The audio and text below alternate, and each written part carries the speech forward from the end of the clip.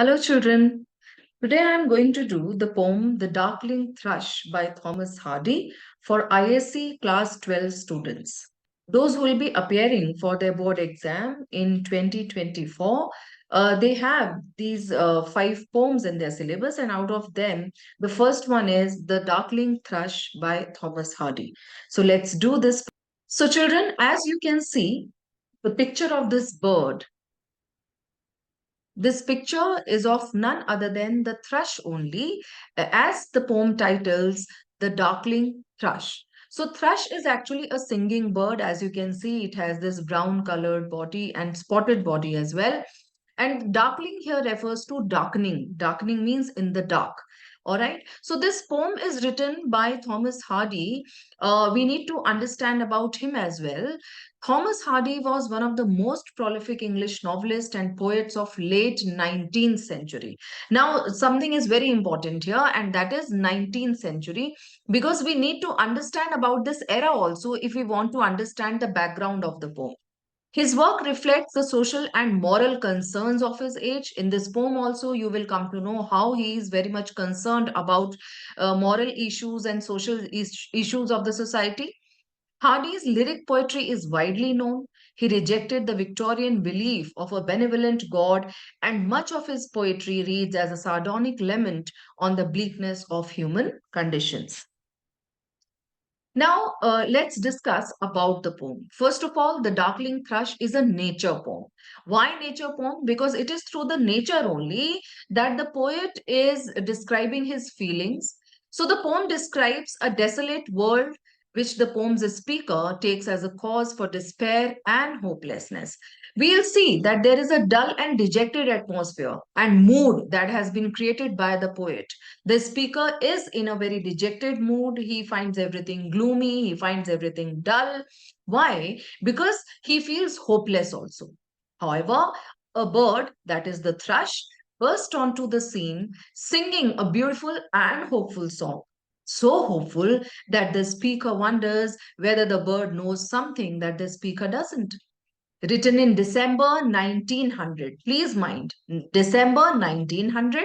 The poem reflects on the end of the 19th century and the state of Western civilization.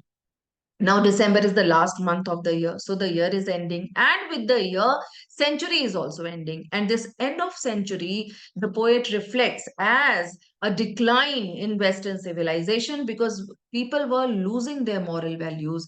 They were losing their human values. And somehow, you see, there were so many changes that were taking place in this 19th century. That is why there was a transition, there was a transformation in their ideology, in their thought process, in their ways of living life.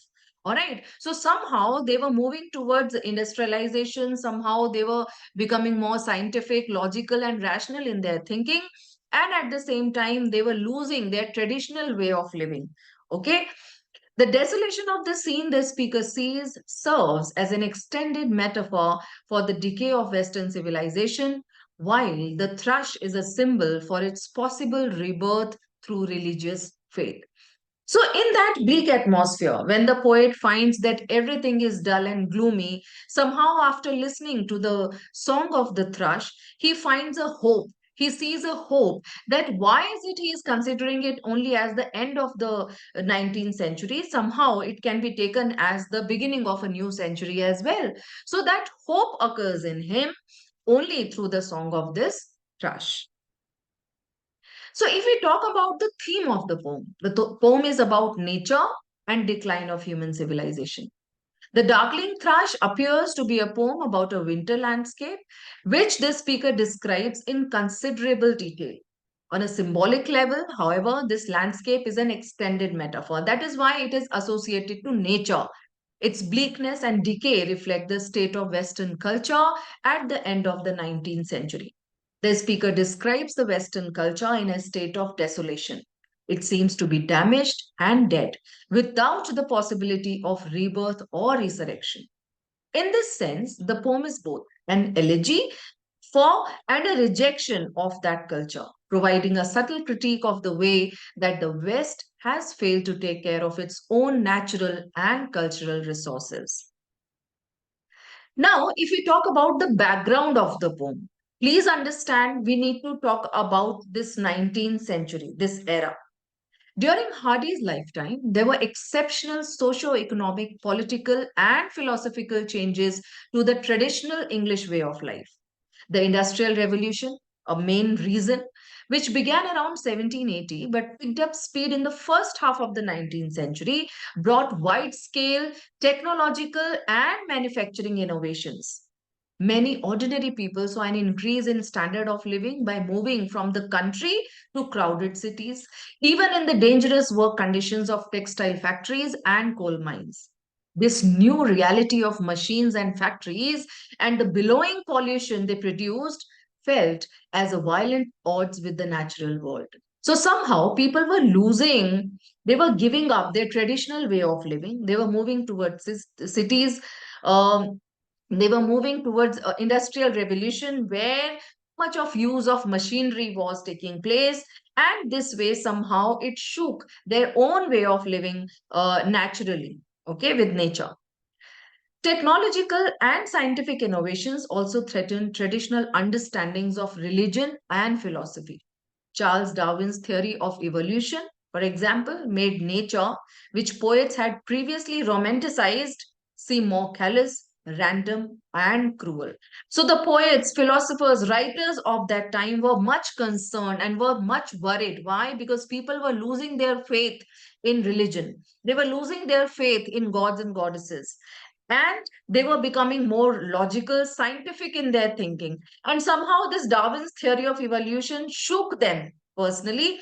And the nature, which earlier was romanticized by these poets, now it seemed to them as cruel, callous. All right. So let's begin with the explanation of the poem. And let's have a look at the first stanza, what it says. I leant upon a coppice gate when frost was spectre grey, and winter's dregs made desolate the weakening eye of day. The tangled vine stems caught the sky like strings of broken lyres, and all mankind that haunted nigh had sought their household fires. I leant upon a coppice gate. Now, I, of course, the speaker of the poem says, I leant upon a coppice gate. So, we need to understand what a coppice is. So, as you can see through this picture, I think it will be clear to you. As you can see, the speaker is standing by the gate, and coppice is actually a woodland in which trees are periodically cut to stimulate growth and provide firewood and timber. So, coppice is actually a woodland, a kind of forest, you can say, right? And when he says that I leant upon a coppice gate, he means that he was leaning on a gate which was opening towards a coppice, right? So, there was a coppice, there was a woodland, there was a kind of forest that could be seen by the poet at this time when frost was spectre gray. It was frosty, chilly outside. And frost, as you can see, frost, F is written beginning with capital letter because frost has been personified here, was spectre gray, means it was as dull as a ghost. It was dull like a ghost. So the frost was dull like a ghost, and winter's dregs means remains, leftovers, though the later part of the winter made desolate the weakening eye of day. Eye of day here refers to the sun. And the sun was also weak. Why was it weak? Because it was setting. Okay, so the setting sun has been referred to as weakening eye of day, and this setting sun, the frost outside, this later part of the winter made the whole landscape desolate, means dull, cheerless. The tangled vine stems caught the sky like strings of broken lyres, and all mankind that haunted nigh had sought their household fires. The tangled vine stems, tangled means interwoven, उलझी हुई जिसको बोलते हैं. The tangled vine stems, so you can get a better look at the picture here. These are tangled vine stems. Vine is a climbing plant. Okay, so the stems of vine were tangled, they were interwoven like this, like strings of broken lyre. So they have been compared, these, see, as he is looking at the woodland outside, so the tangled bind stems, these interwoven bind stems, he is comparing to, simile has been used to the strings of broken lyres. Now, please see what a lyre is. Lyre is a musical instrument like this. This U-shaped musical instrument is called as lyre. Now, in this lyre you have these strings, so if the lyre is broken, you can understand that these strings can be interwoven. Okay, they will also be tangled like these tangled bind stems. Okay, so that is why these tangled bind stems have been compared to the strings of broken lyre, because as the broken lyre cannot produce any music, similarly, the atmosphere was so dull. These tangled bind stems, this frost, this coppice, they all were giving such dull and desolate atmosphere, right? And all mankind that haunted nigh had sought their household fires.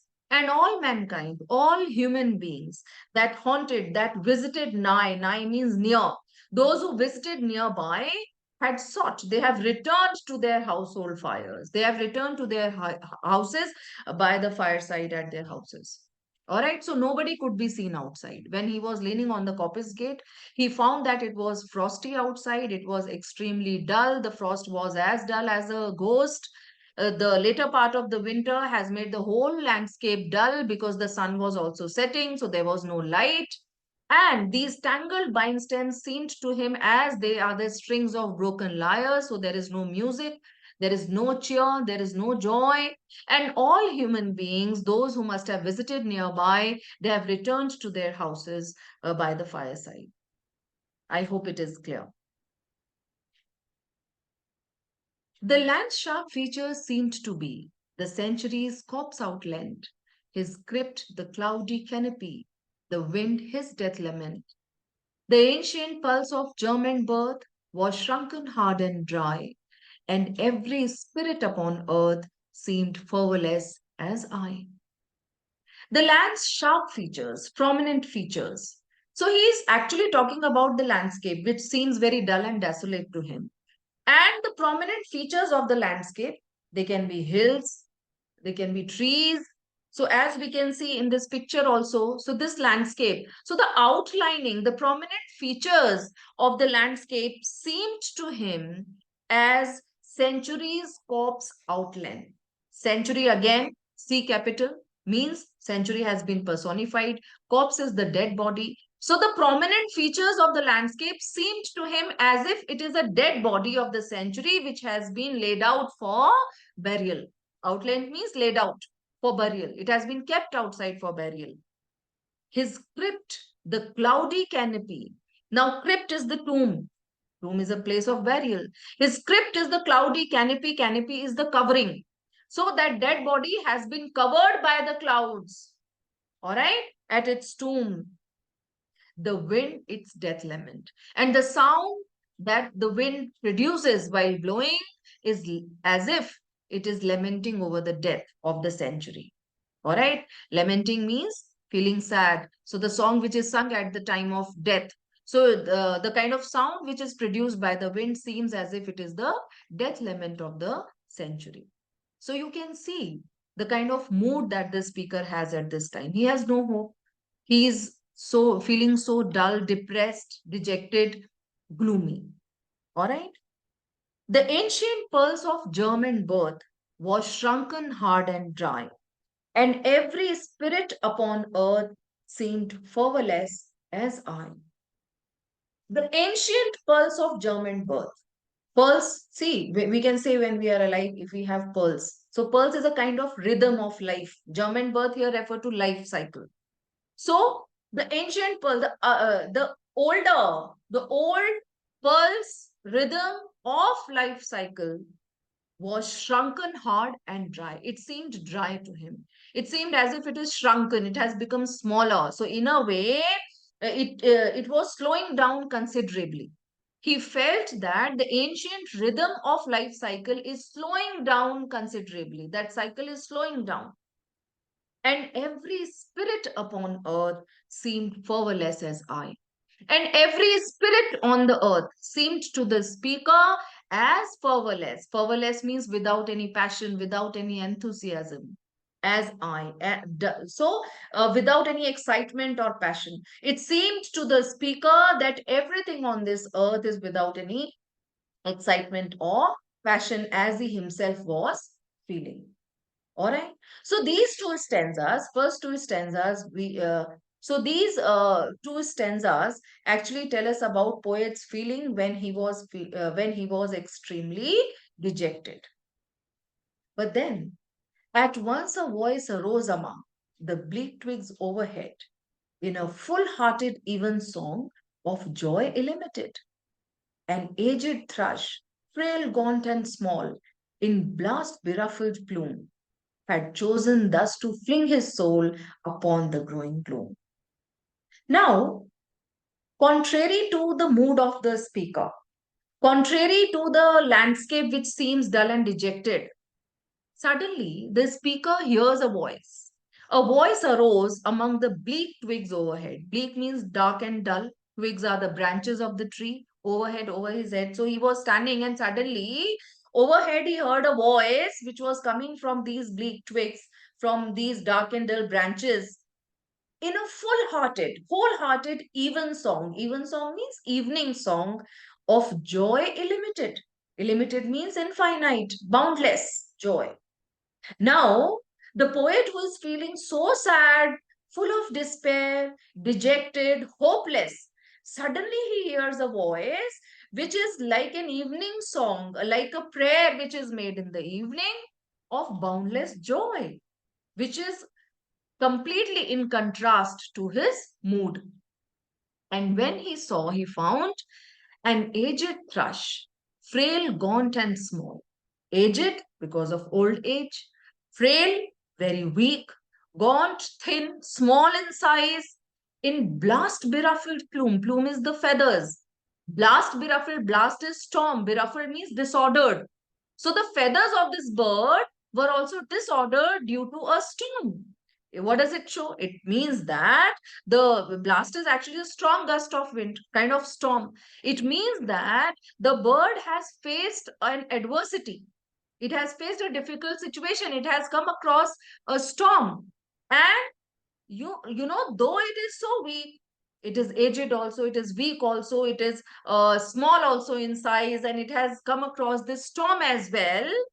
But this bird had chosen thus to fling his soul upon the growing gloom. The bird has behaved exactly in a different way, the way poet is behaving. The bird has chosen, in spite of the adversities, in spite of that dull atmosphere, the bird has chosen to pour his heart out in the form of a song, to fling his soul upon the growing gloom. Why growing gloom? Upon this growing gloom, alliteration has been used. Upon this growing sadness, upon this growing darkness, the bird has decided not to feel sad, not to feel hopeless, but to sing a joyful song. All right? So little cause for carolings of such ecstatic sound was written on terrestrial things afar or nigh around, that I could think there trembled through his happy good night air some blessed hope whereof he knew, and I was unaware. So little cause for carolings. Carolings means singing. The bird did not have any reason to sing. So little cause for carolings of such ecstatic sound, of such joyful sound. The bird did not have to sing, did not have any reason to sing such a joyful sound. Was written on terrestrial things afar or nigh around.